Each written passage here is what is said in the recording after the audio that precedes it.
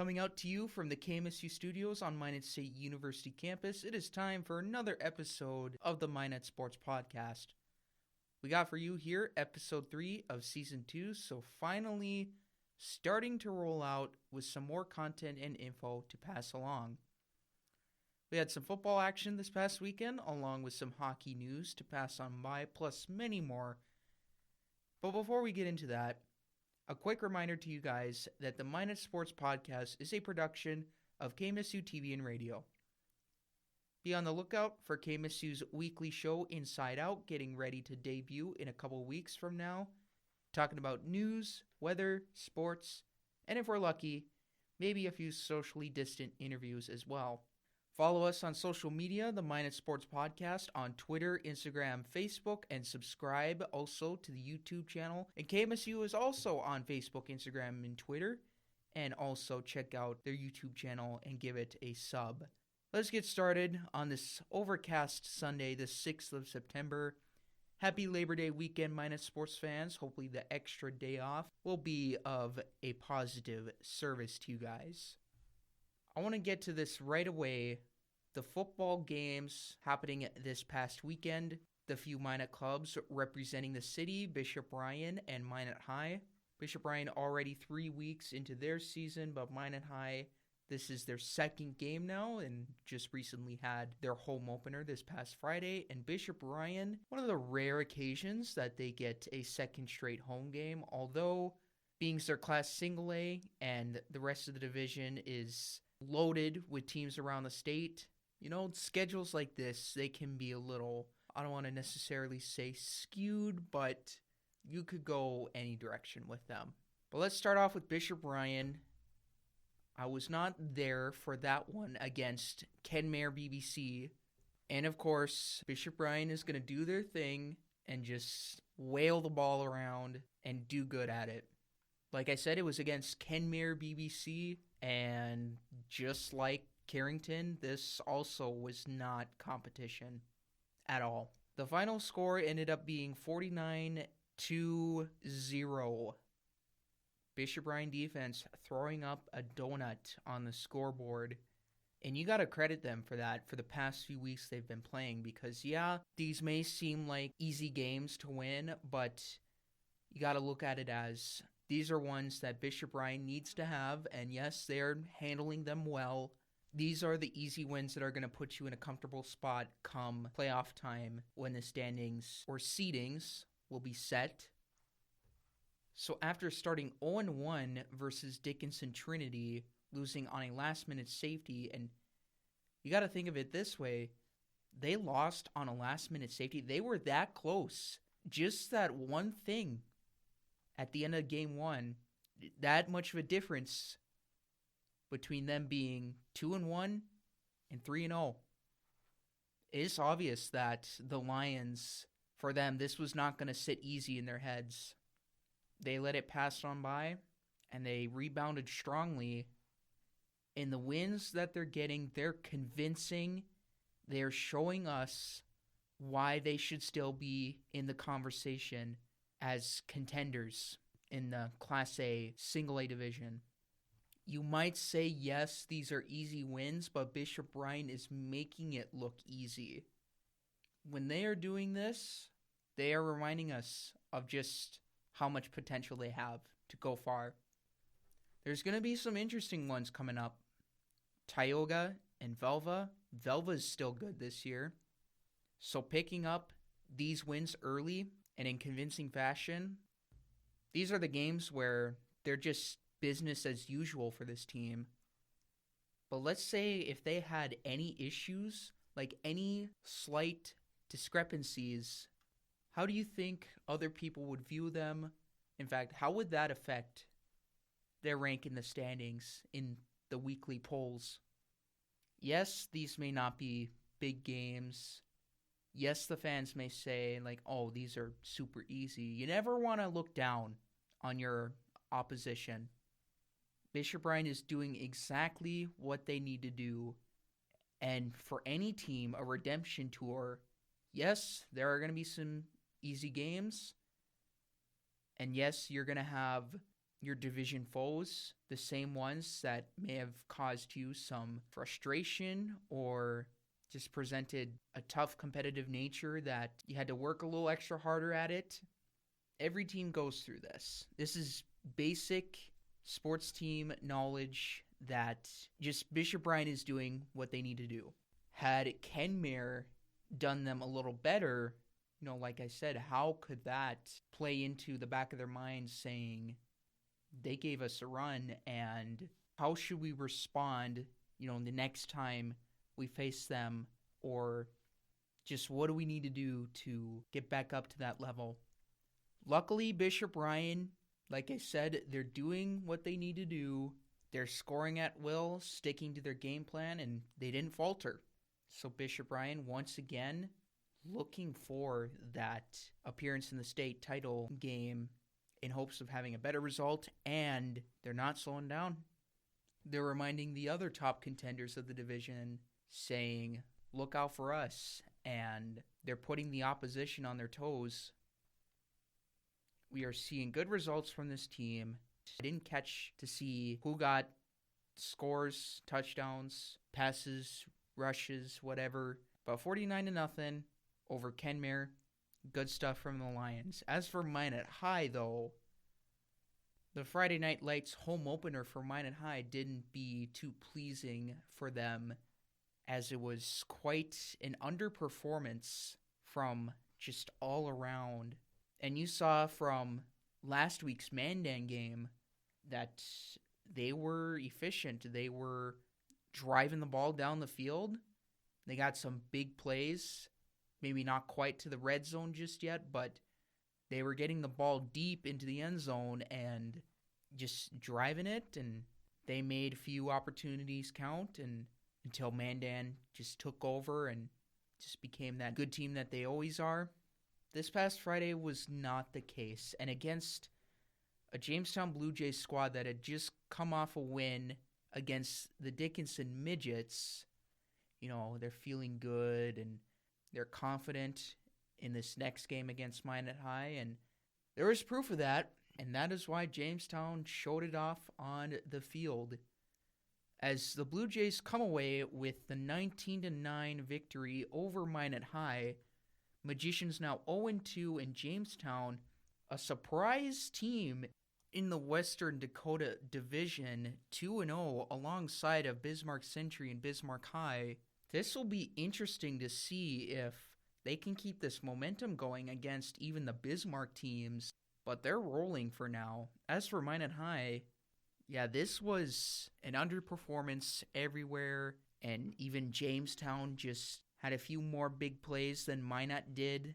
It seemed like Minot High had a game plan, and Jamestown knew what it was, and they knew how to game plan against that going in. With Minot in their run-heavy offense, Jamestown detected it early, and pretty much that got the team in a little funk there. Like, how were they going to be able to respond? How were they going to be able to adjust? And it just seemed like Jamestown just pushed all the right buttons. And let's not forget, too, that Jamestown, they have some players on there. They got some high-end quality talent there. Let's not forget that. And it seemed like from the start, Minot High just could not get anything going. The one score they had, subtract the field goal and the nice drive going into that 28-yard field goal kick, Hunter Ruziska, the kickoff return man, taking it all the way. Man, he's quick. Hunter is quick. He can beat guys off the edge, and he can just zoom right past you. And, of course, you got to credit quality blocks in there. He was gone. He's fitting into a nice role with this special teams unit. He's had some nice returns the first 2 weeks, and he's certainly been a bright spot for this team. Very impressive with what's happened, with how he's making it count so far. Besides that and the field goal, just nothing really got going for Minot High. There were a few attempts at some big plays that either got picked off or just was not able to convert. If you had those back, this could have been a different game. You never know. But an underperformance, let's forget that one. Move on. start fresh. Let's take some time to get better on the fly each week. Trevor Emke, he's still going to develop. Again, just got his first varsity start last week against Mandan. So there's room for development. Use this game as a teaching point to get better. And I think with the talent that they have around, that there's opportunity for big plays in the near future. Let's make note of this. Minot High will have a bye week, so an unusual week 3 bye week for them. But because of course, COVID and the scheduling format, everything's going to be all weird. After their week 3 bye week, Minot High's got Dickinson. Here's an opportunity for them to really get going offensively and kind of start building some confidence. Hopefully they can find the win column there, and maybe that might be just the jump that they need to get going. So forget this one against Jamestown. Move on. Best thing is that there's always room for improvement, and if you get better in multiple assets, that may be beneficial for Minot High. Present the other members of the division some better competition to look at. The good news is that there are still players developing and finding their way and their roles in this system. There will be brighter games ahead. But I think for Minot High, already critical that they're down 0-2, but starting against Dickinson, it may be just what they need to get going on the season.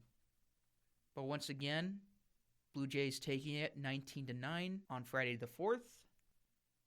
This week in the recruiting roll call, although kind of some sort of newsworthy info that I'm not really sure if you can count it as a recruiting roll call segment, the Toros do add some veteran presence to the roster heading into their first practice next weekend.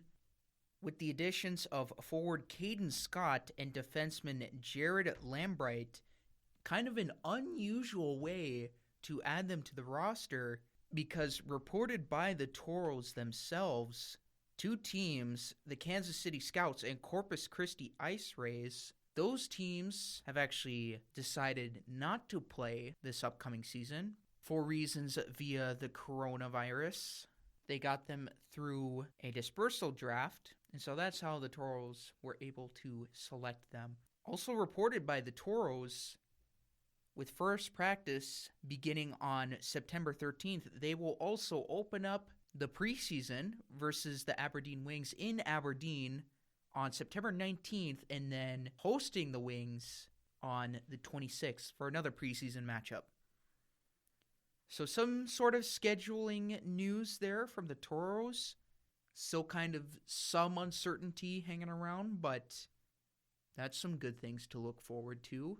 And certainly that's got to bring some excitement as well, because you never know, with this era, a preseason game just might be as exciting when compared to getting nothing. So the forward competition getting a little bit more interesting now, and I think adding an extra defenseman will provide some insurance for Coach Wagner. Let's get a report on some scores real quick. Minot High Majettes swim and dive, beating the Blue Jays 130-56. Minot High Magicians soccer blowing out Williston 13-0. That really wasn't a competitive match. But going back to what Coach Bachmeyer said, aiming for that top 2 spot in the Western Division, Minot High tied for third with Bismarck High right now, 4-1-1 with 13 points. That's not far off from Legacy and Century, who are both tied for first with a 4-0-2 record, both at 14 points. So Minot High hanging in around up there. They're making a case to be a top contender in the Western Division, and they're certainly proving it. Majettes volleyball with their home opener back on Thursday, the same night Minot High beat Williston in soccer. They took on the Jamestown Blue Jays. The Blue Jays sweeping Minot 3-0. Set 1 was 25-20, set 2 25-11, set 3 25-19. So Minot High kind of had a push in there, but still not able to convert. For Majettes volleyball, once again seeing another sweep against them, but there are some positives we can take away from them. It's just all about how can they put it all together and really make that push, mixing it. And then once you start to do that, you build your confidence, and maybe we do see some improvement from them. There may be a breakout session where everything may start to go right for them, but still some work to be done. Having lost the first match, I think having a weak division like the WDA in volleyball, which was really how Minot High got to those playing games, was because none of the other teams could capitalize, and Minot eventually just, took over that last spot in the region tournament. So I think if Minot High plays their cards right, look for things to improve on, we could very well see them back in the West Region tournament again. But it's all about making the commitment to get better, and let's hope we see some good things from this squad. That is going to do it for this edition of the Minot Sports Podcast, brought to you by KMSU TV and Radio. Once again, Minot Sports fans, check out the latest from the KMSU station with the upcoming MSU Inside Out series, along with many other events on the live radio feed. Follow the podcast on social media, on Twitter, Instagram, Facebook, and subscribe to the YouTube channel. And same thing for KMSU TV and Radio. Once again, guys, happy Labor Day weekend. Stay safe and healthy out there. Take care, and I'll talk to you guys later.